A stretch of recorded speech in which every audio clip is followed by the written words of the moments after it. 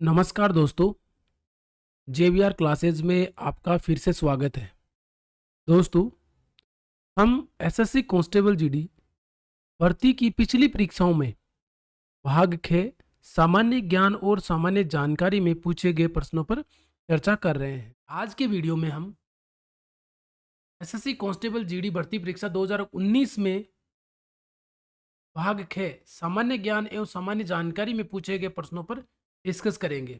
यह परीक्षा दिनांक 11 फरवरी 2019 को 3 पारियों में हुई थी। उन तीनों पारियों के क्वेश्चन हम इस वीडियो में लेकर आए हैं।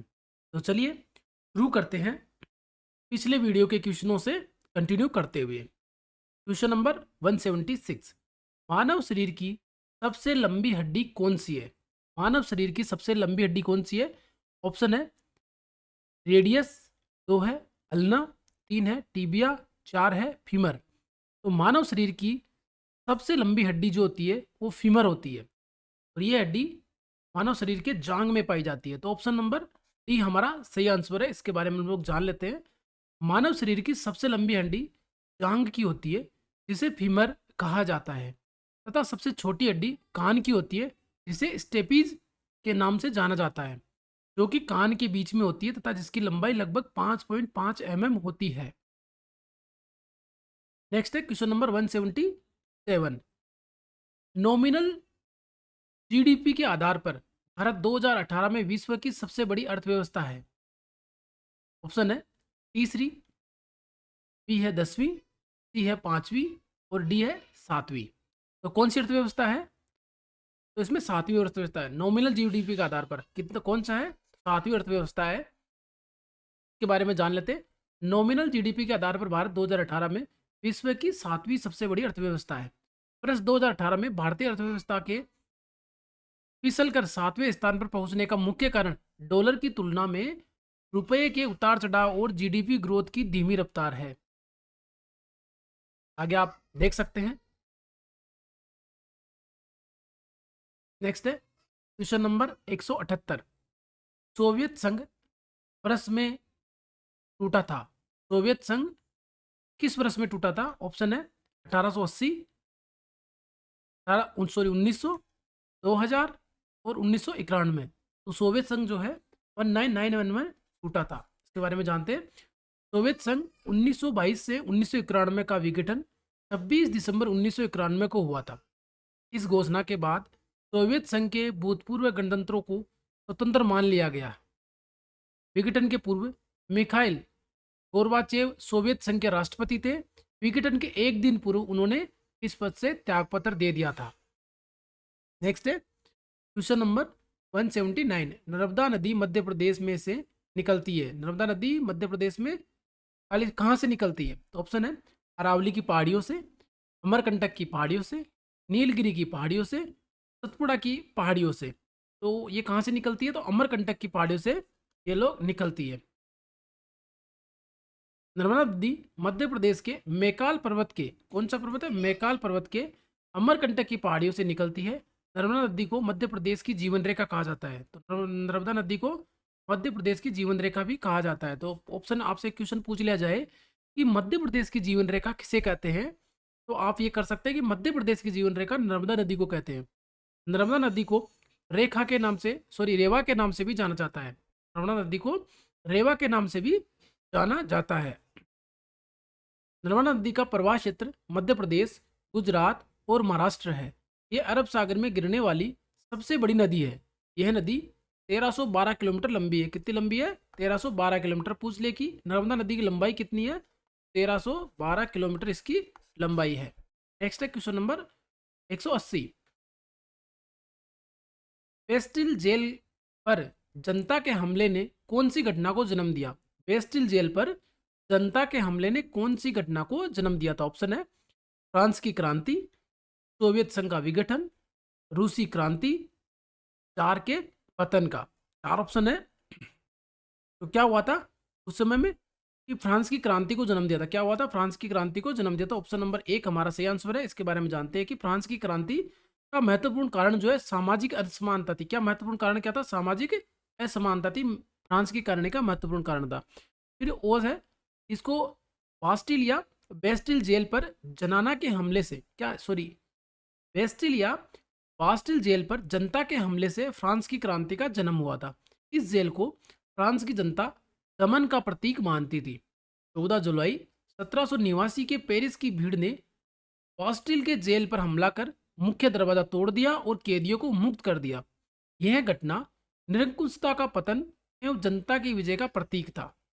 फ्रांस की क्रांति में वोल्टेयर, रूसो और मॉन्टेस्क्यू का महत्वपूर्ण योगदान था। नेक्स्ट है क्वेश्चन नंबर 181। पत्तियों में मौजूद हरा रंग किस नाम से जाना जाता है? जो पत्तियों में हरा रंग होता है वो किस नाम से जाना जाता है? तो ऑप्शन है क्लोरोफिल, टिश्यू, जाइलम, फ्लोएम। तो मौजूद जो हरा रंग है वो क्लोरोफिल के नाम से जाना जाता है। ऑप्शन ए हमारा सही आंसर है। पौधे जो है भोजन के निर्माण के लिए सूर्य के प्रकाश का उपयोग करते हैं, जिसमें पौधे की पत्तियां महत्वपूर्ण भूमिका निभाती है। पौधे की पत्तियों में एक हरा वर्णक होता है जिसे क्लोरोफिल कहते हैं। इसकी उपस्थिति के कारण ही पेड़ की पत्तियों का हरा रंग होता है। क्लोरोफिल सूर्य के प्रकाश का संग्रहण करने में पत्तियों की मदद करता है, अतः पत्तियों द्वारा संग्रहित ऊर्जा को पौधे भोजन के रूप में संचित करते हैं। नेक्स्ट है क्वेश्चन नंबर 181। खालिस्तान भारतीय अर्थव्यवस्था का प्राथमिक क्षेत्र है। भारतीय अर्थव्यवस्था का प्राथमिक क्षेत्र क्या है? ऑप्शन है बैंकिंग, न्यायतंत्र, कृषि, सूचना और प्रौद्योगिकी। तो भारतीय अर्थव्यवस्था का प्राथमिक क्षेत्र क्या है? कृषि है। तो ऑप्शन नंबर 3 हमारा सही आंसर रहेगा। भारतीय अर्थव्यवस्था का प्राथमिक क्षेत्र क्या है? कृषि है। इसके बारे में जानते हैं कि प्राथमिक क्षेत्र अर्थव्यवस्था का वह क्षेत्र है जो प्राकृतिक संसाधनों का सीधा उपयोग करता है। क्या करता है? प्राथमिक संसाधनों का सीधा उपयोग करता है। इसमें कृषि, वानिकी, मछली पकड़ना और खनन शामिल है। भारत में कृषि तथा उससे संबंध क्रियाकलाप लोगों का परंपरागत व्यवसाय है, जिसमें वह प्राकृतिक संसाधनों का उपयोग करते हैं। भारतीय अर्थव्यवस्था में द्वितीय क्षेत्र वस्तुओं का विनिर्माण करता है और तृतीय क्षेत्र सेवाएं प्रदान करता है। प्राथमिक क्षेत्र तो आप समझ गए, प्राथमिक जो संसाधन होते हैं, प्राकृतिक संसाधन होते हैं वो होते हैं, और द्वितीय क्षेत्र के लिए वस्तुओं का विनिर्माण करता है और तृतीय क्षेत्र सेवाएं प्रदान करता है। नेक्स्ट है जो नंबर 183। भारत का एक प्रमुख लौह अयस्क क्षेत्र है। निम्न में से खालिस्तान जो है भारत का प्रमुख लौह अयस्क क्षेत्र कौन सा है? तो ऑप्शन है गुजरात राजस्थान क्षेत्र, तमिलनाडु छत्तीसगढ़ क्षेत्र, उत्तर प्रदेश बिहार क्षेत्र, उड़ीसा झारखंड क्षेत्र। तो कौन सा है इनमें से?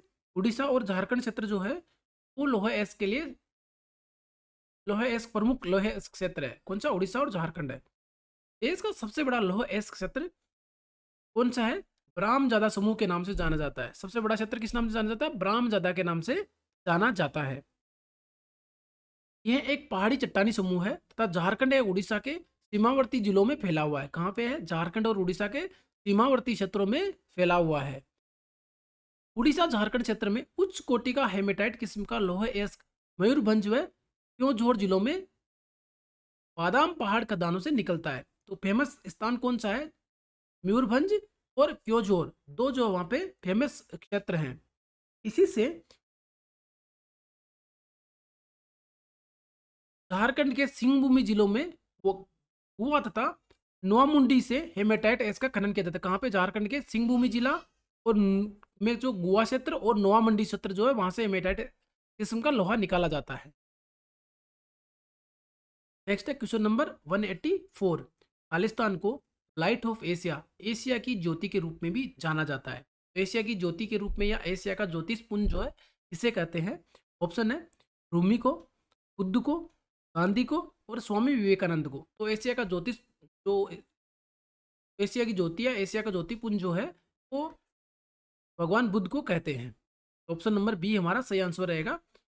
भगवान गौतम बुद्ध को उनके सद्विचारों के कारण लाइट ऑफ एशिया के रूप में भी जाना जाता है। इनका जन्म 563 ईस्वी पूर्व कहाँ हुआ था? लुम्बिनी नामक स्थान पर यानी वर्तमान नेपाल में हुआ था। वैशाख पूर्णिमा के दिन उनको बोध गया यानी बिहार में बोधि वृक्ष के नीचे ज्ञान की प्राप्ति हुई थी, तब से बुद्ध कहलाए। तब से गौतम क्या कहलाए? बुद्ध कहलाए। सारनाथ में भगवान बुद्ध ने अपना पहला उपदेश दिया था। कहाँ दिया था? सारनाथ में अपना पहला उपदेश दिया था। नेक्स्ट है क्वेश्चन नंबर 185। तमिलनाडु की प्रख्यात शास्त्रीय नृत्य शैली कौन सी है?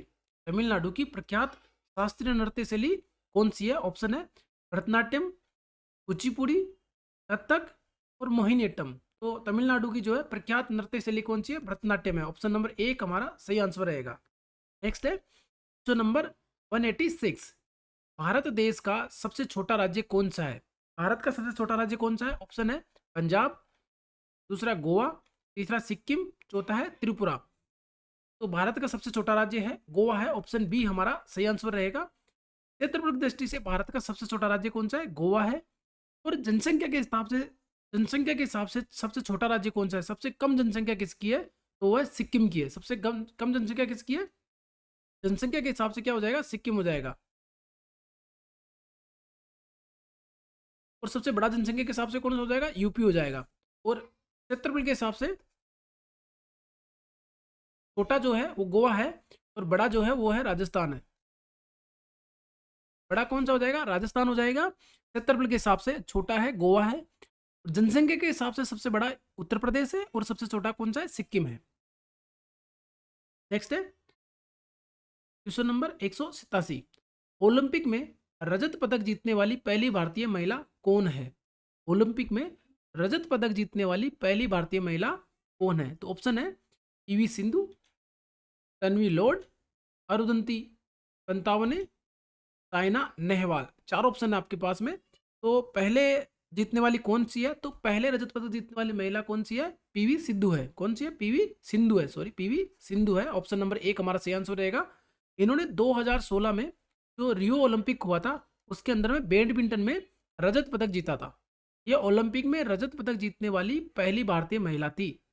कौन थी? पीवी सिंधु थी, जिन्होंने बैडमिंटन में रियो ओलंपिक 2016 में पहला रजत पदक जीता था। नेक्स्ट है क्वेश्चन नंबर 188। निम्नलिखित में से कौन से स्थल पर 1920 में भारतीय राष्ट्रीय कांग्रेस की बैठक हुई थी? निम्नलिखित में से कौन से स्थल पर 1920 में भारतीय राष्ट्रीय कांग्रेस की बैठक हुई थी? भारतीय राष्ट्रीय कांग्रेस की बैठक कहां हुई थी 1920 में? ऑप्शन है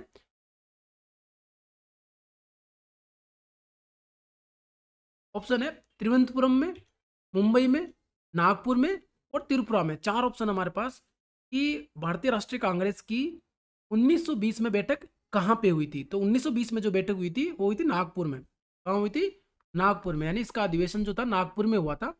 ऑप्शन सी हमारा सही आंसर रहेगा। इसके बारे में जानते हैं कि सितंबर 1920 ईस्वी में भारतीय राष्ट्रीय कांग्रेस की बैठक हुई, जिसके अध्यक्ष विजय राघवाचार्य जी नागपुर में थे। जिसके अध्यक्ष कौन से थे? विजय राघवाचार्य जी हुए थे। इस अधिवेशन और जो सीआर दास ने जो है इस अधिवेशन में असहयोग आंदोलन का प्रस्ताव रखा था। किसने रखा था? सीआर दास ने इस आंदोलन में क्या था? असहयोग प्रस्ताव रखा था, जिसको पारित कर दिया गया था। नागपुर अधिवेशन में ही कांग्रेस के संविधान में परिवर्तन किया था।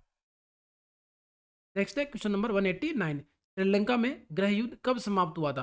श्रीलंका में जो गृह युद्ध हो रहा था वो समाप्त कब हुआ था? तो ऑप्शन है 2001 में, 1909 में, 2009 में और 1800 ईस्वी में। तो श्रीलंका में गृह युद्ध कब समाप्त हुआ था? तो श्रीलंका में 2009 में जो है गृह युद्ध समाप्त हुआ था। इसके बारे में जानते हैं। श्रीलंका में गृह युद्ध की शुरुआत बहुसंख्यक सिंहला और अल्पसंख्यक तमिलों के बीच हुई। कब हुई थी? 1983, जुलाई 1983 में हुई थी। इसका अंत जो है 2009 में श्रीलंकाई सरकार ने लिट्टे को परास्त करके किया। यह मुख्यतः श्रीलंकाई सरकार और अलगाववादी गुट लिट्टे के बीच था। नेक्स्ट है नंबर 190। जिन जैकस एक प्रसिद्ध था, क्या था? जिन जैकस एक प्रसिद्ध था, क्या था? चित्रकार था, चिंतक था, सम्राट था और चिकित्सक था। तो जिन जो जैकस जो है वो एक चिंतक था। क्या था? चिंतक था। तो ऑप्शन नंबर बी हमारा सही आंसर है। जिन जैक्स जो है रूसो, जिन जैक्स रूसो इसको पूरा नाम है। जिन जैक्स रूसो आधुनिक युग का महान विचारक था। क्या था? महान विचारक था, दार्शनिक था। यह एक फ्रांसीसी विद्वान था जिसने मानव के स्वभाव, प्राकृतिक अवस्था राज्य की उत्पत्ति और असमानता पर अपने विचार दिए। रूसो का मानना था कि प्राकृतिक अवस्था एक आदर्श अवस्था है। रूसो ने अपने सामाजिक समझौता यानी सोशल जो कॉन्ट्रैक्ट में कहा है कि मनुष्य स्वतंत्र पैदा हुआ है किंतु वह सर्वत्र जंजीरों में जकड़ा हुआ है। नेक्स्ट है क्वेश्चन नंबर 191। लावणी कौन से राज्य का लोक नृत्य प्रकार है? लावणी जो है किस राज्य का लोक नृत्य का प्रकार है? लावणी जो है वो है बिहार एक, महाराष्ट्र, गुजरात और राजस्थान। तो लावणी जो है महाराष्ट्र का जो लोक नृत्य कहाँ का है? महाराष्ट्र का लोक नृत्य है। तो ऑप्शन बी हमारा सही आंसर रहेगा। लावणी अपनी शक्तिशाली लय यानी ताल के लिए प्रसिद्ध है। यह महाराष्ट्र राज्य में लोकप्रिय संगीत की एक शैली है और पारंपरिक गीत और नृत्य का एक संयोजन है जो विशेष रूप से ढोलक की धुनों पर किया जाता है। नेक्स्ट है क्वेश्चन नंबर 192। एक पक्षी है जो शांति का प्रतीक है। एक पक्षी है जो शांति का प्रतीक है। कौन सा है? खालिस्तान एक पक्षी है जो शांति का प्रतीक है। एक पक्षी है जो शांति का प्रतीक है। तो ऑप्शन है कबूतर, कौवा, मोर और उल्लू। तो शांति का प्रतीक कौन सा है? तो कबूतर है। तो ऑप्शन नंबर एक हमारा सही आंसर रहेगा। सफेद कबूतर को शांति के प्रतीक के रूप में जाना जाता है। इसे अंग्रेजी में डव कहा जाता है। क्या कहा जाता है अंग्रेजी में? डव। यह पक्षी कपोत के नाम से भी जाना जाता है। इसका वैज्ञानिक नाम क्या है? कोलमबिंडी है। क्या है? कोलमबिंडी इसका वैज्ञानिक नाम है। नेक्स्ट है क्वेश्चन नंबर 193। निम्न में से कौन सा अंतःस्रावी तंत्र का हिस्सा नहीं है? निम्न में से कौन सा अंतःस्रावी तंत्र का हिस्सा नहीं है? तो अंतःस्रावी तंत्र का हिस्सा कौन सा नहीं है? एक है लार ग्रंथि, एड्रिनल ग्रंथि, थाइमस और पीनियल ग्रंथि। अंतःस्रावी जो तंत्रिका तंत्र है उसका हिस्सा, अंतःस्रावी तंत्र का हिस्सा कौन सा है? तो लार ग्रंथि जो है अंतःस्रावी तंत्र का हिस्सा नहीं है। ऑप्शन नंबर ए सही आंसर रहेगा।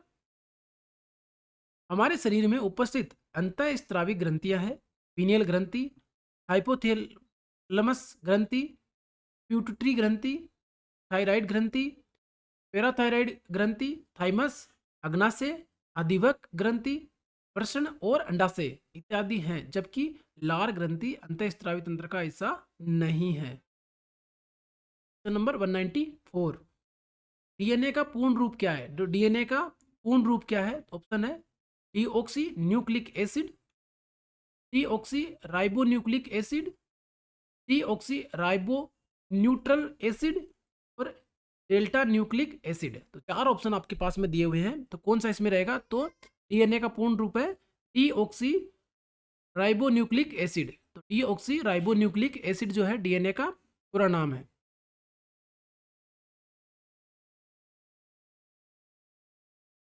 ऑप्शन नंबर बी हमारा सही आंसर रहेगा 194 का। नेक्स्ट है क्वेश्चन नंबर 195। आर्किटेक्चर की चढ़ने की तकनीक पिएट्रा ड्यूरा निम्नलिखित में से किस स्मारक में पाई जाती है? पिएट्रा ड्यूरा जो है किस स्मारक में पाई जाती है? पिएट्रा ड्यूरा आर्किटेक्चर की जड़ने की तकनीक जो है पिएट्रा ड्यूरा जो है किस स्मारक में पाई जाती है? तो ऑप्शन है ताजमहल में, चार मीनार में, गेटवे ऑफ इंडिया में और इंडिया गेट में। तो पिएट्रा ड्यूरा जो है ताजमहल में पाई जाती है। तो ऑप्शन नंबर एक हमारा सही आंसर रहेगा ए। पिएट्रा ड्यूरा एक ऐतिहासिक कला है जिसमें उत्कृष्ट पद्धति से कटे हुए, जड़े हुए, तरासे हुए एवं चमकाए हुए रंगीन पत्थरों के टुकड़ों से पत्थर में चित्रकारी की जाती है। यह सजावटी कला है। इस कार्य को बनाने के बाद एकत्र किया जाता है एवं अध स्तर पर चिपकाया जाता है। आगरा के ताजमहल में इस ऐतिहासिक कला का प्रयोग किया गया है। आर्किटेक्चर से जड़ने की तकनीक पिएट्रा ड्यूरा जो है वो आगरा के ताजमहल में लगाई गई है। नेक्स्ट है क्वेश्चन नंबर 196। नमक का रासायनिक नाम क्या है? नमक का रासायनिक नाम क्या है? तो ऑप्शन है सोडियम कार्बोनेट, बी है हाइड्रोजन क्लोराइड, सी है सोडियम हाइड्रोजन कार्बोनेट, डी है सोडियम क्लोराइड। तो नमक का रासायनिक नाम क्या है? सोडियम क्लोराइड है। डी आंसर इसमें सही रहेगा। नमक का रासायनिक नाम सोडियम क्लोराइड है, जिसका क्रिस्टल पारदर्शक एवं घनाकार होता है।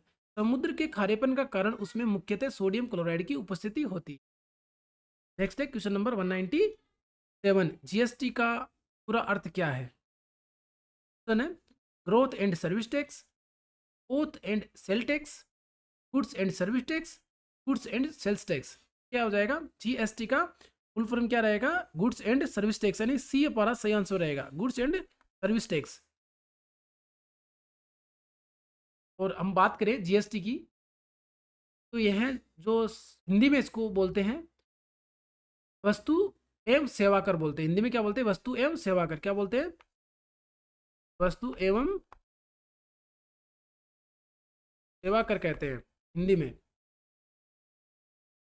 हिंदी में क्या कहते हैं? वस्तु एवं सेवा कर कहते हैं। और इसको 1 जुलाई 2017 में कब लागू किया था? 1 जुलाई 2017 में इसको लागू किया गया था। यह क्या है? एक प्रत्यक्ष कर व्यवस्था है जिसे कई अर्थशास्त्रियों ने सबसे बड़ा आर्थिक सुधार बताया है। नेक्स्ट है क्वेश्चन नंबर 198। इंग्लिश चैनल तैरकर पार करने वाली पहली भारतीय महिला कौन है? इंग्लिश चैनल पार करने वाली पहली भारतीय महिला कौन है जो तैरकर जिसने पार किया था? तो नंबर 1 है सानिया मिर्जा, 2 है शिखा टंडन, 3 है शिवानी कटारिया, 4 है आरती शाह।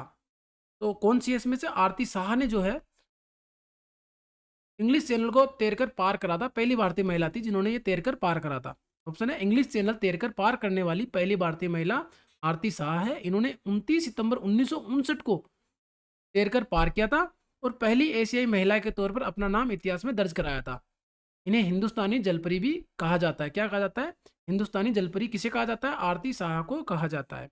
नेक्स्ट है क्वेश्चन नंबर 199। पुस्तक इंडिया 2020 द्वारा लिखी गई है। इंडिया 2020 इनके द्वारा लिखी गई है। तो ऑप्शन है डॉक्टर एपीजे अब्दुल कलाम द्वारा, प्रसून जोशी द्वारा, रामनाथ कोविंद द्वारा और प्रणब मुखर्जी द्वारा। तो पुस्तक इंडिया 2020 जो है वो डॉक्टर एपीजे अब्दुल कलाम द्वारा लिखी गई। तो ऑप्शन ए हमारा सही आंसर रहेगा। इन्होंने यह पुस्तक जो है राष्ट्रपति जब इनका कार्यकाल था तभी इन्होंने लिखी थी। कार्यकाल के पहले ही इन्होंने ये किताब लिखी थी। नेक्स्ट है क्वेश्चन नंबर 200।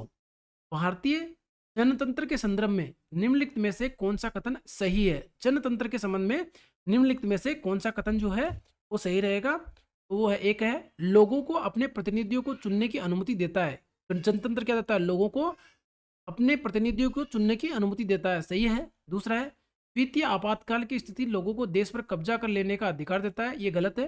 तीसरा, सेना को देश पर शासन करने की अनुमति देता है, ये भी सही नहीं है। तथा लोगों को तीर्थ यात्रा के लिए कर भुगतान का आदेश, ये भी सही नहीं। तो एक ऑप्शन नंबर 1 हमारा इसमें सही आंसर रहेगा, ए। भारतीय जनतंत्र के संबंध में लोगों को अपने प्रतिनिधियों को चुनने की अनुमति देता है, तो ऑप्शन नंबर ए सही आंसर है। जनतंत्र जनता का शासन या शासन पर नियंत्रण है। भारतीय जनतंत्र की प्रमुख विशेषता यह है कि लोगों को अपने प्रतिनिधि चुनने की अनुमति है और चुने हुए प्रतिनिधि जनता के प्रति जवाबदेह होते हैं। तो ये 11 फरवरी 2019 को प्रथम पारी में परीक्षा हुई थी, उसके क्वेश्चन लिए हैं। अब जो है हम नेक्स्ट जो है द्वितीय पारी में जो परीक्षा हुई थी उसके क्वेश्चन ले रहे हैं 201 से।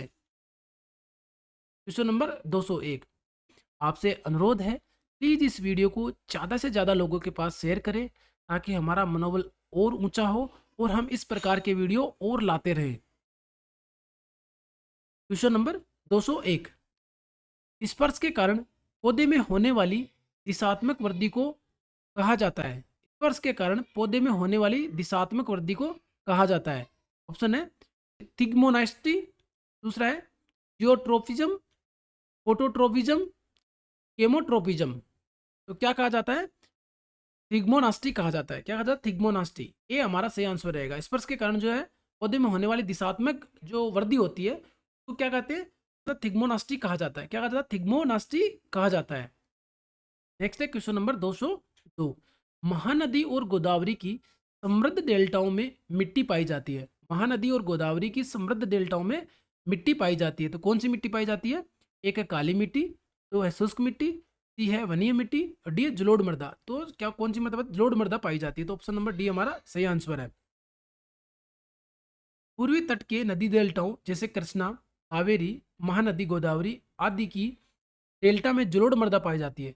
जलोढ़ मृदा नदियों द्वारा लाए गए अवसाद से निर्मित होती है। रक्तसमूह खालिस्तान वाले व्यक्ति को सार्वभौमिक दाता या स्वर्गदाता कहा जाता है।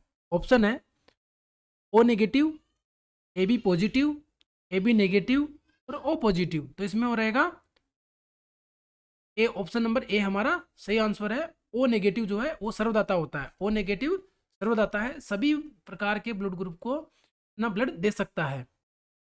थोड़ा जान लेते हैं रक्त समूह के बारे में। रक्त समूह की खोजकर्ता कौन से? कार्ल लेडी ने करी थी। कब करी थी? 1900 ईस्वी में करी थी इन्होंने। 204, योजना आयोग की स्थापना कब हुई थी?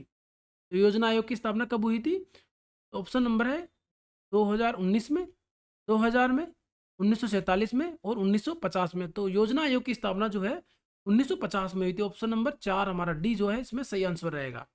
योजना आयोग की स्थापना 15 मार्च 1950 को केंद्रीय मंत्रिमंडल द्वारा प्रस्ताव पारित करके की गई थी। योजना आयोग का अध्यक्ष प्रधानमंत्री होता है। योजना आयोग के संबंध में कोई संवैधानिक प्रावधान नहीं है। 13 अगस्त 2014 को, कब? 13 अगस्त 2014 को क्या करा है? योजना आयोग को समाप्त कर दिया गया है और इसके स्थान पर NITI Aayog, national institute for transforming India आयोग का गठन 1 जनवरी 2015 को किया गया है। नीति आयोग के अध्यक्ष भी प्रधानमंत्री ही होते हैं। नेक्स्ट है क्वेश्चन नंबर 205, स्थायी सरकार की त्रिस्तरीय प्रणाली में नहीं है, कौन शामिल नहीं है? ऑप्शन है पंचायत समिति, ग्राम समिति शामिल है, ग्राम पंचायत, जिला परिषद। स्थायी सरकार की त्रिस्तरीय प्रणाली में इनमें से कौन शामिल नहीं है? तो इसमें जो ग्राम समिति जो है वो शामिल नहीं है। ऑप्शन नंबर बी, ग्राम पंचायत होता है, सॉरी पंचायत समिति होती है, ग्राम पंचायत होती है, जिला परिषद होती है, तीनों होते हैं इसमें। पहला होता है ग्राम पंचायत, के बाद में फिर पंचायत समिति ब्लॉक स्तर पर, और फिर होती है जिला स्तर पर जिला परिषद। तीनों इसमें शामिल है। तो इसमें कौन से ग्राम समिति जो है वो शामिल नहीं होती है। नेक्स्ट है क्वेश्चन नंबर 206, संयुक्त राज्य अमेरिका ने खालिस्तान को लोकतांत्रिक संविधान को अपनाया था। संयुक्त राज्य अमेरिका ने खालिस्तान को लोकतांत्रिक संविधान को अपनाया था। ऑप्शन है 1932 में, 1787 में, 1877 में और 2000 में। तो संयुक्त राज्य अमेरिका ने कब अपनाया था इसको? तो संयुक्त राज्य अमेरिका ने 1787 ईस्वी में ही अपना लिया था। तो ऑप्शन नंबर बी हमारा सही आंसर है। संयुक्त राज्य अमेरिका ने 17 सितंबर 1787 को लोकतांत्रिक संविधान को अपनाया, जो 4 मार्च 1789 को प्रभावी हुआ था। संविधान को अपनाने के बाद इसमें 27 बार संशोधन हुआ है। कितनी बार? 27 बार संशोधन हुआ है। अगर आपको इनके बारे में डिटेल से जानकारी चाहिए तो इन्हीं क्वेश्चनों का मैं एक PDF फॉर्मेट बना करके JBR क्लासेज व्हाट्सएप चैनल और JBR क्लासेज टेलीग्राम चैनल पर डाल दूंगा। आप वहां से ज्वाइन करके इनको जो है डाउनलोड कर सकते हैं और इनको ले सकते हैं। नेक्स्ट है क्वेश्चन नंबर 207, नेपोलियन को किस युद्ध में हराया गया था? नेपोलियन को किस युद्ध में हराया गया था? ऑप्शन 1 है लिग्नी के, बी है जेना के, सी है वाटरलू के और डी है अरकोले के। ऑप्शन नंबर सी है वाटरलू के युद्ध में जो है नेपोलियन को हराया गया था। Option number C correct answer है। वाटरलू का युद्ध कब लड़ा गया था? 1815 ईस्वी में बेल्जियम में स्थित वाटरलू नामक स्थान पर लड़ा गया था। यह युद्ध नेपोलियन बोनापार्ट के जीवन का अंतिम युद्ध था। किसका अंतिम था? नेपोलियन बोनापार्ट के जीवन का अंतिम युद्ध था। यह युद्ध नेपोलियन के नेतृत्व वाली फ्रांसीसी सेना तथा ड्यूक ऑफ वेलिंगटन के नेतृत्व में अंग्रेजी सेना के मध्य हुआ था। युद्ध के परिणाम स्वरूप ड्यूक ऑफ वेलिंगटन की जीत हुई और नेपोलियन बोनापार्ट को बंदी बनाकर सेंट हेलेना द्वीप पर भेज दिया गया, जहां वर्ष 1821 ईस्वी में उनकी मृत्यु हो गई थी। कब हुई थी? 1821 ईस्वी में नेपोलियन बोनापार्ट की मृत्यु हुई थी। और कौन से द्वीप पर बंदी बना के रखा था? हेलेना द्वीप पर इनको बंदी बनाकर रखा गया था। नेक्स्ट है क्वेश्चन नंबर 208, निम्न में से कौन सा पदार्थ सबसे कठोर है? तो सबसे कठोर पदार्थ कौन सा है? ऑप्शन ए है कोयला, बी है हीरा, सी है चांदी और डी है लोहा। तो सबसे कठोर पदार्थ कौन है? हीरा माना जाता है। हीरा एक पारदर्शी रत्न है। यह रासायनिक रूप से कार्बन तथा शुद्धतम रूप से हीरा में प्रत्येक कार्बन परमाणु 4 अन्य कार्बन परमाणुओं के साथ सहसंयोजी बंध द्वारा जुड़ा रहता है। नेक्स्ट है क्वेश्चन नंबर 209, भारत में स्टेचू ऑफ यूनिटी खालिस्तान की दुनिया की सबसे ऊंची प्रतिमा है। स्टेचू ऑफ यूनिटी ऑप्शन है M के गांधी की है, सरदार वल्लभ भाई पटेल की है, विनोबा भावे की है, या डॉक्टर बी आर अम्बेडकर? तो इसमें सरदार वल्लभ भाई पटेल की प्रतिमा जो है स्टेचू ऑफ यूनिटी है। इसके बारे में जानते हैं। स्टेचू ऑफ यूनिटी भारत के प्रथम उप प्रधानमंत्री तथा प्रथम गृह मंत्री सरदार वल्लभ भाई पटेल को समर्पित एक स्मारक है। यह भारतीय राज्य गुजरात में स्थित है। यह विश्व की सबसे ऊंची मूर्ति है जिनकी ऊंचाई कितनी है? 182 मीटर। कितनी है? 182 मीटर है। के बाद विश्व की दूसरी सबसे ऊंची मूर्ति चीन में स्प्रिंग टेम्पल बुद्धा है। क्या है? स्प्रिंग टेम्पल बुद्धा, जो दुनिया की दूसरी सबसे ऊंची मूर्ति है, और ये कहाँ पे है? ये चाइना में है। नेक्स्ट है क्वेश्चन नंबर 210। बेगम हजरत महल भारत के निम्नलिखित में से किस विद्रोह से संबंधित है? बेगम हजरत महल का किस संबंध से है? नंबर 1 है मोपला विद्रोह है 1921 से, पाइक विद्रोह है 1817 से, गोंड विद्रोह है 1941 से, और सिपाही गदर या परिवर्तन विद्रोह है कब है? 1857 से। तो 1857 में ही बेगम हजरत महल का नाम जुड़ा हुआ है, जो कि 1800 क्रांति के नाम से भी जिसे जानते हैं। तो डी ऑप्शन हमारा सही आंसर रहेगा। बेगम हजरत महल अवध के नवाब वाजिद अली शाह की पत्नी थी। किसकी पत्नी थी? वाजिद अली शाह की पत्नी थी। उन्होंने 1857 ईस्वी के भारतीय स्वतंत्रता संग्राम सिपाही गदर परिवर्तन के दौरान ब्रिटिश ईस्ट इंडिया कंपनी के खिलाफ लखनऊ में विद्रोह का नेतृत्व किया था। नेक्स्ट है क्वेश्चन नंबर 211। राष्ट्रीय ग्रामीण रोजगार गारंटी अधिनियम खालिस्तान में पारित किया गया था। तो राष्ट्रीय ग्रामीण रोजगार गारंटी अधिनियम जो है वो कब पारित किया गया था? तो ऑप्शन है 2005 में, 1900 में, 2012 में और 2000 में। तो कब? तो 2005 में जो है ये पारित किया गया था। तो नंबर ए सही आंसर है। राष्ट्रीय ग्रामीण रोजगार गारंटी अधिनियम भारत में लागू एक रोजगार गारंटी योजना है, जिसे 7 सितंबर 2005 को लोकसभा द्वारा अधिनियमित किया गया था। यह योजना 2 फरवरी 2006 को 200 जिलों में शुरू की गई और 1 अप्रैल 2008 तक इसे भारत के सभी 593 जिलों में लागू कर दिया गया। आरंभ में इसका नाम राष्ट्रीय ग्रामीण रोजगार गारंटी अधिनियम था। 2 अक्टूबर 2009 को इसका नाम बदलकर महात्मा गांधी राष्ट्रीय ग्रामीण रोजगार गारंटी अधिनियम कर दिया गया। यह योजना प्रत्येक वित्तीय वर्ष में किसी भी ग्रामीण परिवार के वयस्क सदस्यों को 100 दिन का अंकुश रोजगार उपलब्ध कराती है। Question number 212। उस प्रसिद्ध भारतीय क्रिकेटर का नाम बताइए जिसने a century is not enough किताब लिखी थी। A century is not enough किताब किसने लिखी थी? तो ऑप्शन है वीरेंद्र सहवाग ने, विराट कोहली ने, सचिन तेंदुलकर ने और सौरव गांगुली ने। तो किसने लिखी थी? सौरव गांगुली ने किताब लिखी थी। तो ऑप्शन नंबर डी हमारा सही आंसर है। A century is not enough एक अंग्रेजी आत्मकथा है जो पूर्व भारतीय क्रिकेटर और कप्तान सौरव गांगुली द्वारा लिखी गई है। इस आत्मकथा में सौरव गांगुली के क्रिकेट जीवन की शुरुआत से लेकर अंत तक की अधिकांश बातों का संकलन है। नेक्स्ट है क्वेश्चन नंबर 213। मिस वर्ल्ड 2017 का खिताब किसने जीता था? मिस वर्ल्ड 2017 का खिताब किसने जीता था? ऑप्शन है लारा दत्ता ने, अनुकृति वास ने, मानुषी छिल्लर ने और युक्ता मुखी ने। तो मानुषी छिल्लर ने 2017 का जो है मिस वर्ल्ड का खिताब जीता था। ऑप्शन नंबर सी हमारा सही आंसर है। मानुषी छिल्लर एक भारतीय मॉडल एवं सौंदर्य प्रतियोगिता की विजेता है जिन्हें विश्व सुंदरी मिस वर्ल्ड 2017 के ताज से नवाजा गया। इससे पहले जून 2017 में ही इन्हें फेमिना मिस इंडिया सम्मान से भी नवाजा गया था। नेक्स्ट है क्वेश्चन नंबर 214। एक खालिस्तान एक नृत्य कला एक रूप है जो हिंदू और मुस्लिम प्रतिभा के अद्वितीय मिलन का प्रतिनिधित्व करता है। कौन करता है? तो ऑप्शन है हमारे पास में कथक, मणिपुरी, ओडिसी और कथकली। तो ऑप्शन नंबर 1 हमारा सही आंसर है ए। कथक जो नृत्य है वो जो हिंदू और मुस्लिम प्रतिभा के अद्वितीय मिलन का प्रतिनिधित्व करता है। कथक नृत्य उत्तर प्रदेश का शास्त्रीय नृत्य है। ये हिंदू और मुस्लिम दोनों कलाकारों द्वारा किया जाता है।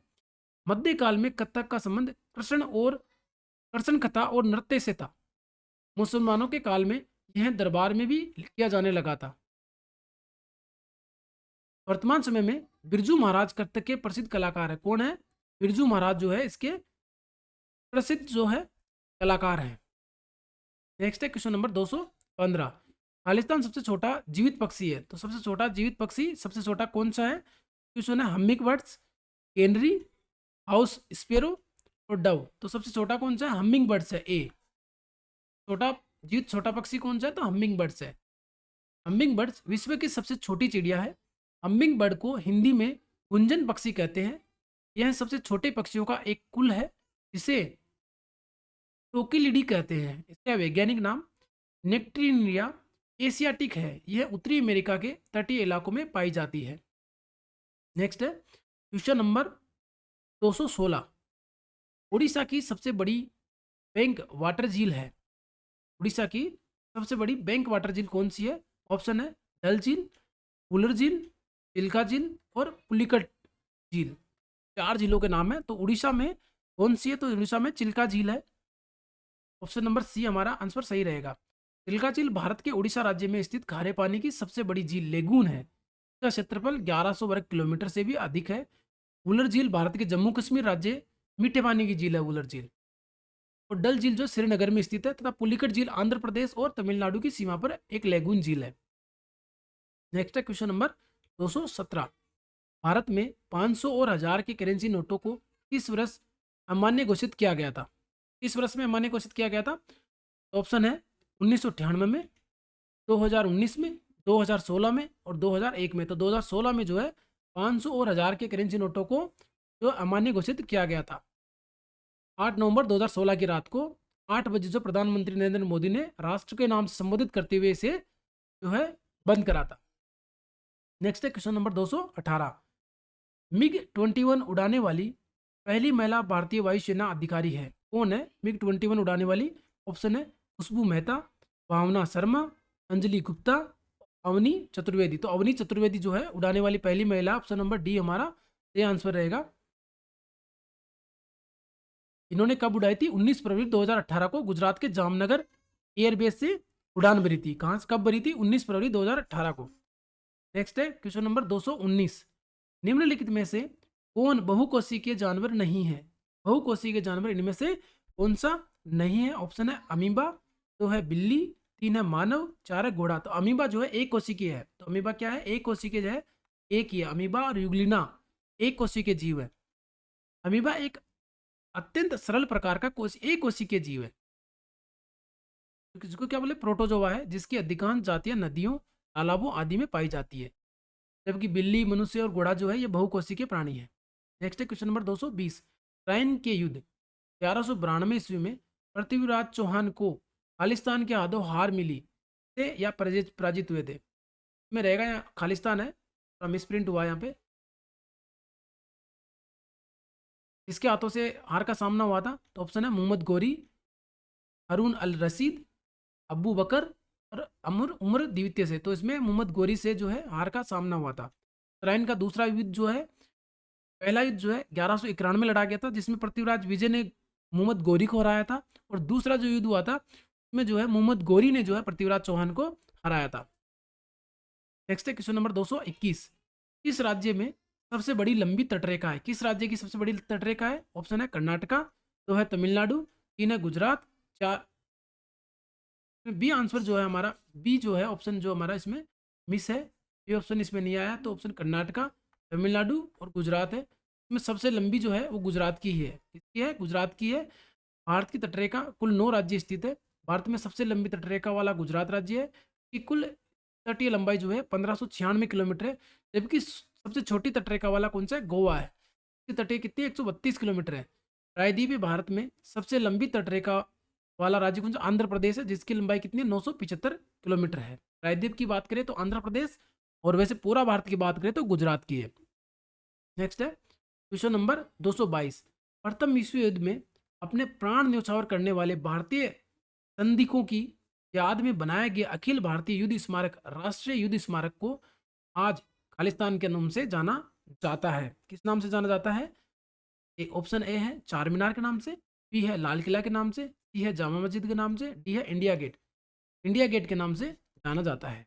तो नंबर डी हमारा सही आंसर है। प्रथम विश्व युद्ध में अपने प्राण न्यौछावर करने वाले भारतीय सैनिकों की याद में बनाए गए अखिल भारतीय स्मारक या राष्ट्रीय युद्ध स्मारक को इंडिया गेट के नाम से जाना जाता है। इनका जो वास्तुकार था वो एडविन लुटियंस था। इस स्मारक को अमर जवान ज्योति और अखिल भारतीय युद्ध स्मारक ऑल इंडिया वार मेमोरियल के नाम से भी जाना जाता है। भारत के प्रधानमंत्री नरेंद्र मोदी ने 25 फरवरी 2019 को इंडिया गेट के पास 44 एकड़ में बना नेशनल वॉर मेमोरियल राष्ट्र को समर्पित किया है। तो अब बात करें, अब एडविन जो लुटियंस था ये दिल्ली का वास्तुकार भी था। इन्होंने जो है जो दिल्ली थी उसको भी जो है बनाने में योगदान दिया था। नेक्स्ट है क्वेश्चन नंबर 223। कौन सी हिंदी फिल्म भारतीय हॉकी टीम द्वारा स्वतंत्रता के पश्चात ओलंपिक में हॉकी में भारत द्वारा स्वर्ण पदक जीतने पर आधारित फिल्म है? यानी ऐसी कौन सी फिल्म है जो भारत की स्वतंत्रता के पश्चात में भारतीय हॉकी टीम ने स्वर्ण पदक जीता था, उसके ऊपर बनाई गई फिल्म है? ऑप्शन है लगान, MS धोनी, गोल्ड और चक दे। इसमें जो है गोल्ड मूवी जो थी वो उसके ऊपर बनी हुई है। कौन सी है? गोल्ड मूवी है। इसमें जो है अक्षय कुमार ने जो है भूमिका निभाई है, अक्षय कुमार ने। ये गोल्ड हिंदी फिल्म जो भारतीय हॉकी टीम द्वारा स्वतंत्रता के पश्चात 1948 में आयोजित ओलंपिक्स में हॉकी में भारत द्वारा स्वर्ण पदक जीतने पर आधारित फिल्म है। यह स्वतंत्र भारत द्वारा जीता गया प्रथम स्वर्ण पदक था। इसका निर्देशन किसने किया था? रीमा कागती ने किया है और मुख्य किरदार अभिनेता अक्षय कुमार और अभिनेत्री कौन सी थी? मोनी राय ने निभाया है। नेक्स्ट है question number 224। Straight from the heart पुस्तक के लेखक है। स्ट्रेट फ्रॉम द हार्ट के पुस्तक के लेखक कौन है 224 में? ऑप्शन है सचिन तेंदुलकर, कपिल देव, MS धोनी और सौरव गांगुली। तो इसके लेखक है कपिल देव हैं। ऑप्शन नंबर बी हमारा सही आंसर है। स्ट्रेट फ्रॉम द हार्ट पुस्तक के लेखक पूर्व भारतीय क्रिकेटर कप्तान कपिल देव हैं। यह एक आत्मकथा है कपिल देव जी की। नेक्स्ट है क्वेश्चन नंबर 225। वह कौन सा देश है जिसने 19वीं शताब्दी से सार्वभौमिक मताधिकार दिया है? 19वीं शताब्दी से सार्वभौमिक मताधिकार दिया, वो कौन सा देश है? ए है श्रीलंका, बी है भारत, सी है पाकिस्तान और डी है न्यूजीलैंड। तो किसने दिया है? तो ये न्यूजीलैंड ने ही सार्वभौमिक रूप से दिया था। तो न्यूजीलैंड ऑप्शन हमारा डी सही आंसर रहेगा। Question number 226। यथा फरवरी 2019 को BCCI के कार्यवाहक अध्यक्ष कौन है? ऑप्शन ए है शशांक मनोहर, बी है CK खन्ना, डी है विनोद राय और डी है Anurag Thakur. Option number B हमारा सही आंसर है CK खन्ना। फरवरी 2019 में BCCI के कार्यवाहक अध्यक्ष CK खन्ना थे। वर्तमान में कौन है? जय शाह। नेक्स्ट है क्वेश्चन नंबर 227। इस पाकिस्तानी जनरल ने वर्ष 1999 में अपने देश में सैन्य शासन लागू किया था? कौन थे? ऑप्शन है जियाउद्दीन भट्ट ने, कमर जावेद ने, साहिल शरीफ ने और परवेज मुशर्रफ ने। तो परवेज मुशर्रफ थे उस समय 1999 में, उन्होंने जो है सैन्य शासन लागू किया था। तो ऑप्शन नंबर डी हमारा सही आंसर रहेगा। ये कब लागू किया था? 12 अक्टूबर 1999 को नवाज शरीफ की सरकार जो थी उसका तख्ता पलट करके उन्होंने जो सैन्य शासन लागू कर दिया था। नेक्स्ट है क्वेश्चन नंबर 228। बनारस हिंदू विश्वविद्यालय की स्थापना किसने करी थी? ऑप्शन एक है बाल गंगाधर तिलक ने, जवाहरलाल नेहरू ने, सर सैयद मोहम्मद ने, पंडित मदन मोहन मालवीय ने। तो ऑप्शन नंबर डी हमारा सही आंसर है। पंडित मदन मोहन मालवीय ने जो है इसकी स्थापना करी थी। बनारस हिंदू विश्वविद्यालय वाराणसी में स्थित एक केंद्रीय विश्वविद्यालय है। इस विश्वविद्यालय की स्थापना पंडित मदन मोहन मालवीय द्वारा 4 फरवरी 1916 ईस्वी को बसंत पंचमी के दिन की गई थी। मदन मोहन मालवीय को वर्ष 2015 मरणोपरांत में देश के सर्वोच्च नागरिक सम्मान भारत रत्न से सम्मानित किया गया था। वर्तमान में बनारस हिंदू विश्वविद्यालय के कुलपति जस्टिस गिरिधर मालवीय हैं। नेक्स्ट है क्वेश्चन नंबर 229। एजी एक महंगी, नरम, सफेद और चमकदार धातु है जिसे आमतौर पर खालिस्तान के रूप में जाना जाता है। क्या है? एल्यूमिनियम है, निकेल है, पारा है, चांदी है। तो एजी क्या है? चांदी है। एजी चांदी का जो है संकेत है। चांदी एक चमकीली, मुलायम, सफेद व बहुमूल्य धातु है। यह एक तन्य धातु है। चांदी श्रेष्ठ विद्युत चालक व उष्मा चालक धातु है। चांदी का उपयोग तार बनाने में, आभूषण बनाने में होता है। चांदी का रासायनिक नाम जो है अर्जेंटम यानी एजी साइन से इसको नोट किया जाता है। नेक्स्ट है क्वेश्चन नंबर 230। निम्न में से कौन भारतीय शास्त्रीय संगीत की प्रख्यात गायिका है? ऑप्शन है सुबा मुग्दल, पूर्णिमा शर्मा, रीता गांगुली और नैना देवी। 4 ऑप्शन है, इसमें कौन सी है? सुबा मुग्दल जो है भारतीय शास्त्रीय संगीत की प्रख्यात गायिका है। सुबा मुग्दल ऑप्शन नंबर ए सही आंसर है। इनका जन्म जो है उत्तर प्रदेश के इलाहाबाद में 1959 ईस्वी में हुआ था। नेक्स्ट है क्वेश्चन नंबर 231। किस विशेष निर्णय या कानून को रोकने के लिए किसी व्यक्ति या पार्टी या राष्ट्र के अधिकार को कहा जाता है? क्या कहते हैं? किसी विशेष निर्णय या कानून को रोकने के लिए किसी व्यक्ति, पार्टी या राष्ट्र के अधिकार को कहा जाता है? प्राधिकार, वोट, वीटो और पावर ऑफ अटॉर्नी। तो उसमें वीटो कहा जाता है। सी ऑप्शन हमारा सही आंसर रहेगा। किसी निश्चित निर्णय या कानून को रोकने के लिए किसी व्यक्ति, पार्टी या राष्ट्र का अधिकार वीटो कहा जाता है। भारतीय संविधान में विधायिका की किसी कार्यवाही को कानून बनने से रोकने की जो शक्ति संविधान राष्ट्रपति को देता है, किसको देता है? राष्ट्रपति को देता है, और उसे वीटो पावर के नाम से जाना जाता है। नेक्स्ट है क्वेश्चन नंबर 232। सोडियम हाइड्रोक्साइड का उपयोग के लिए नहीं किया जाता है। सोडियम हाइड्रॉक्स का उपयोग इसके लिए नहीं किया जाता, यहाँ खालिस्तान है, इसके लिए नहीं किया जाता है। ऑप्शन है साबुन बनाने में, अखबार बनाने में, धातुओं की चिकनाई हटाने में, अचार के संरक्षण या प्रशिक्षित करने में। किसके लिए किया जाता है? 4 ऑप्शन है हमारे पास में, किसके लिए किया जाता है, इसमें किसके लिए नहीं किया जाता है? अचार के संरक्षण के लिए जो है सोडियम हाइड्रोक्साइड का उपयोग नहीं किया जाता। साबुन बनाने में, अखबार बनाने में और धातुओं को चिकनाई हटाने में इनका उपयोग किया जाता है। नेक्स्ट है क्वेश्चन नंबर 233। खालिस्तान ने 2006 में 2006 में पाकिस्तान के विरुद्ध मैच के पहले ही ओवर में हैट्रिक 3 विकेट लिए थे, और इस प्रकार ऐसा करने वाले पहले और आज तक के एकमात्र गेंदबाज बने हैं। ऑप्शन है पार्थिव पटेल, रोहित शर्मा, इरफान पठान और सचिन तेंदुलकर। तो इरफान पठान ने ये भूमिका निभाई थी। नेक्स्ट है क्वेश्चन नंबर 234। भारत की पहली महिला मुख्य चुनाव आयुक्त कौन थी? पहली महिला मुख्य चुनाव आयुक्त कौन थी? ऑप्शन है प्रतिभा देवी, मीरा कुमार, रमा देवी, निर्मला सीतारमण। 4 ऑप्शन हमारे पास में है। तो ऐसा करने वाली कौन सी थी? रमा देवी थी। तो ऑप्शन नंबर सी हमारा सही आंसर है। पीएस रमा देवी 26 नवंबर 1990 से 11 दिसंबर 1990 तक भारत की मुख्य चुनाव आयुक्त रही है। वे प्रथम महिला थी जिन्होंने भारत के मुख्य चुनाव आयुक्त का पदभार संभाला था। नेक्स्ट है क्वेश्चन नंबर 235। भारत के निम्नलिखित इस्पात संयंत्रों में से कौन सा सार्वजनिक क्षेत्र के अंतर्गत नहीं आता है? सार्वजनिक क्षेत्र के अंतर्गत कौन सा नहीं है? ऑप्शन ए है टिस्को, बी है राउरकेला स्टील प्लांट, सी है भिलाई इस्पात संयंत्र और डी है दुर्गापुर स्टील प्लांट। जो है सार्वजनिक क्षेत्र में कौन सा नहीं आता है? तो टिस्को जो है वो सार्वजनिक क्षेत्र में नहीं है। ऑप्शन ए हमारा सही आंसर रहेगा, टिस्को। नेक्स्ट है क्वेश्चन नंबर 236। पुस्तक ऑफ ओरिजिन ऑफ स्पीसीज के लेखक कौन है? पुस्तक द ओरिजिन ऑफ स्पीसीज के लेखक कौन है? ऑप्शन है Louis Pasteur, James Watson, Charles Robert Darwin और डी है जेन गुडाल। तो इनमें से कौन सा है? 237 में द ओरिएंट ऑफ स्पीसीज पुस्तक के लेखक इनमें से कौन रहे हैं? तो इनमें से जो है चार्ल्स रॉबर्ट डार्विन जो है इसके लेखक रहे। तो ऑप्शन नंबर सी हमारा सही आंसर रहेगा, जिन्होंने जो है प्रजातियों की उत्पत्ति के संबंध में जो ये पुस्तक लिखी थी। और कब लिखी थी? नवंबर 1859 में प्रकाशित की गई थी। नेक्स्ट है कथकली की जड़ें किस राज्य से जुड़ी है?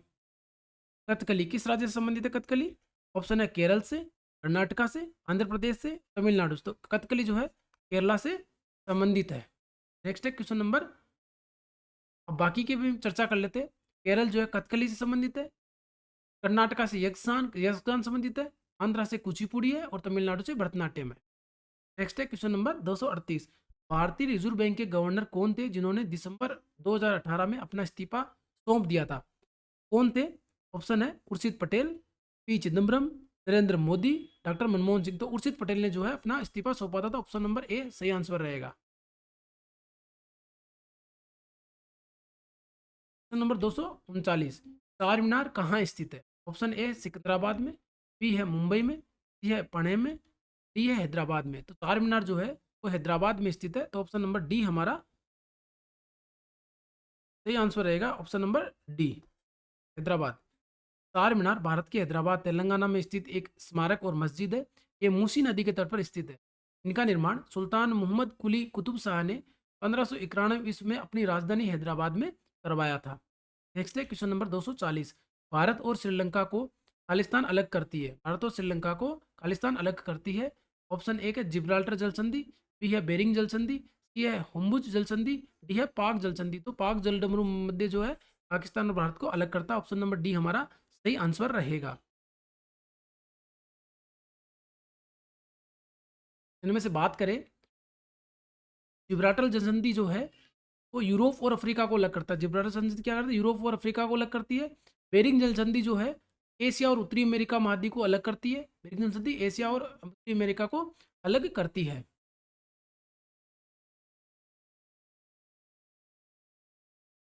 नेक्स्ट है क्वेश्चन नंबर 241, निम्न में से कौन परिसंचरण तंत्र का हिस्सा नहीं है? परिसंचरण तंत्र का हिस्सा कौन सा नहीं है? ऑप्शन है कोशिकाएं, दो है विल्ली, तीन है नसें, चार है धमनियां। परिसंचरण तंत्र का हिस्सा इनमें से कौन सा नहीं है? ऑप्शन नंबर बी जो है बिल्ली जो है इसमें से नहीं है, बिल्ली का संबंध जो है नहीं है। परिसंचरण तंत्र अंगों का वह समूह होता है जो शरीर की कोशिकाओं के बीच रुधिर का प्रवाह करता है। रुधिर का प्रवाह करता है, वह जो है परिसंचरण तंत्र का हिस्सा होता है। मानव परिसंचरण प्रणाली में हृदय, धमनियां, नसें और कोशिकाएं शामिल है, जो हृदय से शरीर और शरीर से हृदय तक रक्त परिवहन का कार्य करती है।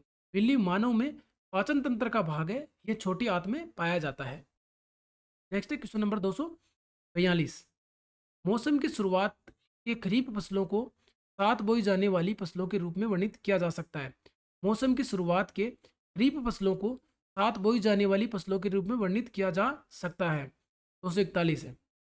ऑप्शन है शीत ऋतु में, ग्रीष्म ऋतु में, बसंत ऋतु में और वर्षा ऋतु में। इसमें कौन सा आएगा अपना वर्षा ऋतु? तो ऑप्शन नंबर डी है। खरीफ की फसलें जून जुलाई बरसात में बोई जाती है, जून जुलाई बरसात में बोई जाती है तथा सितंबर अक्टूबर में कटाई होती है। इन फसलों को बोते समय अधिक तापमान एवं आर्द्रता तथा पकते समय शुष्क वातावरण की आवश्यकता होती है। धान, मक्का, ज्वार, सोयाबीन, उड़द आदि खरीफ फसलें हैं। रबी की फसलें अक्टूबर नवंबर के महीने में बोई जाती है तथा अप्रैल मई में काट ली जाती है, जैसे चना, गेहूं, मटर आदि। तो वर्षा ऋतु में जो होने वाली फसल होती है तो हम लोग खरीफ की फसल कहते हैं, और जो सर्दी में होती है, शीत ऋतु में होने वाली फसल होती है तो हम लोग रबी की फसल कहते हैं। नेक्स्ट है क्वेश्चन नंबर 243, सबसे बड़ा नदी द्वीप मांजुली निम्न में से किस नदी में स्थित है? तो माजुली द्वीप किस में है? ऑप्शन ए है नर्मदा, बी है कावेरी, सी है ब्रह्मपुत्र और डी है गोदावरी। तो ब्रह्मपुत्र नदी पे माजुली द्वीप जो है बना हुआ है। माजुली द्वीप असम में ब्रह्मपुत्र नदी पर बना हुआ है। तो विश्व का सबसे बड़ा नदी द्वीप है माजुली द्वीप। भारत का पहला द्वीपीय जिला है, ये एक जिला भी है, भारत का द्वीपीय जिला भी है। क्वेश्चन नंबर 244, अगस्त 1858 ईस्वी में ब्रिटिश संसद ने एक अधिनियम पारित किया जिसने कंपनी के शासन को समाप्त कर दिया। इसे कौन सा अधिनियम या एक्ट कहा गया है? कौन सा एक्ट कहा गया है? ऑप्शन नंबर 1 भारत शासन अधिनियम, दो है भारत न्याय अधिनियम, तीन है काजिस अधिनियम, डी है फोर्ट विलियम एक्ट। तो इसमें ए ऑप्शन है भारत शासन अधिनियम।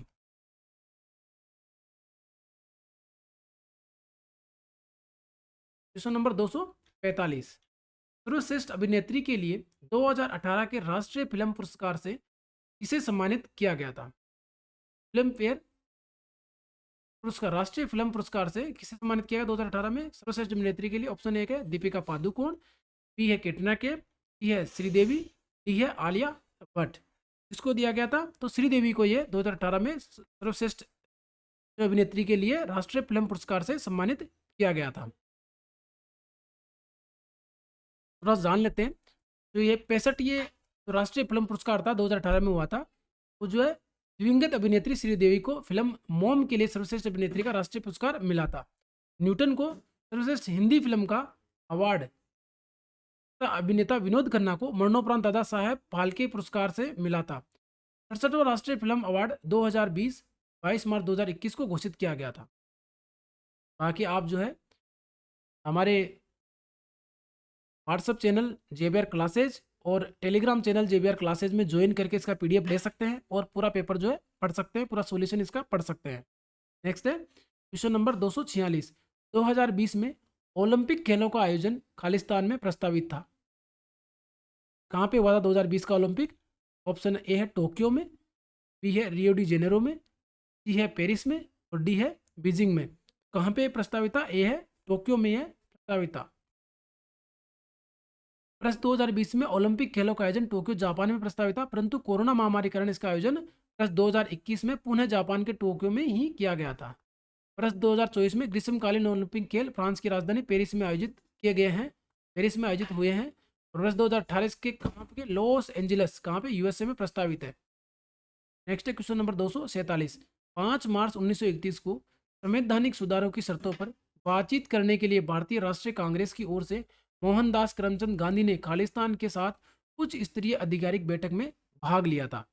5 मार्च 1931 को। क्वेश्चन नंबर 246 का ऑप्शन है Lord Curzon, Lord Ripon, Lord Irwin और लॉर्ड क्लाइव। तो इसको लॉर्ड इरविन, तो इसको जो गांधी इरविन समझौता के नाम से भी जाना जाता है। तो ऑप्शन नंबर सी हमारा सही आंसर रहेगा। इसके मुख्य बिंदु क्या कहते हैं? मुख्य बिंदु की बात करें हम लोग, हिंसा के आरोपियों को छोड़कर बाकी सभी राजनीतिक बंदियों को रिहा किया जाएगा। भारतीयों को समुद्र के किनारे नमक बनाने का अधिकार दिया गया और स्वेग्य अवैग्य आंदोलन स्थगित किया गया। 3 इसकी शर्तें रखी गई थी। यह जो था द्वितीय गोलमेज सम्मेलन जो हुआ था, उससे पूर्व जो है गांधी और इरविन समझौता हुआ था। ये 5 मार्च 1931 को लंदन में हुआ था। नेक्स्ट है क्वेश्चन नंबर 248। भारत में नीली क्रांति किससे संबंधित है? ऑप्शन ए है जूट सदन से, नील उत्पादन से, कृषि से, मछली पालन या उत्पादन से। तो भारत में नीली क्रांति किससे संबंधित है? भारत में नीली क्रांति जो है मछली पालन या उत्पादन से संबंधित है। ऑप्शन नंबर डी हमारा सही आंसर रहेगा। Question number D. नेक्स्ट है क्वेश्चन नंबर 249। भारतीय रेगिस्तान खालिस्तान के पश्चिमी क्षेत्र में स्थित है। ऑप्शन ए है कैमूर की पहाड़ियाँ, बी है हिमाद्री, सी है नीलगिरी की पहाड़ियाँ, डी है अरावली की पहाड़ी। तो अरावली पहाड़ियों के पश्चिम में स्थित है। नेक्स्ट है क्वेश्चन नंबर 250। मानव शरीर की सबसे छोटी हड्डी है। मानव शरीर की सबसे छोटी हड्डी कौन सी है? ऑप्शन ए है कलाई की हड्डी, बी है कूनी की हड्डी, सी है रेडियस और डी है स्टेपीज, कान की हड्डी। तो डी ऑप्शन हमारा सही आंसर रहेगा, स्टेपीज। मानव शरीर की सबसे छोटी हड्डी स्टेपीज है, जो मानव कान के मध्य पाई जाती है। कान में दवरी संचरण में यह हड्डी महत्वपूर्ण भूमिका अदा करती है। और मानव शरीर की सबसे बड़ी हड्डी जो है जांघ की हड्डी है, जिसे हम लोग फीमर के नाम से जानते हैं। आज की क्लास में इतना ही। इस क्लास में हमने वर्ष 2019 में एसएससी कांस्टेबल जीडी की 11 फरवरी 2019 को आयोजित हुई परीक्षा में पूछे गए प्रश्नों पर हमने डिस्कस कराया है, जो कि तीनों पारियों में 75 क्वेश्चन पूछे गए हैं। अगर आपको इन प्रश्नों का पीडीएफ फॉर्मेट चाहिए तो आप हमारे व्हाट्सएप चैनल JBR क्लासेस और टेलीग्राम चैनल JBR क्लासेस को ज्वाइन करके वहां से ले सकते हैं। हमें आशा है कि आपको ये वीडियो पसंद आया होगा। अगर आपको ये वीडियो पसंद आया हो तो प्लीज़ इसे लाइक करें और अपने दोस्तों के साथ शेयर करें। साथ ही हमारे YouTube चैनल को सब्सक्राइब करना ना भूलें। धन्यवाद।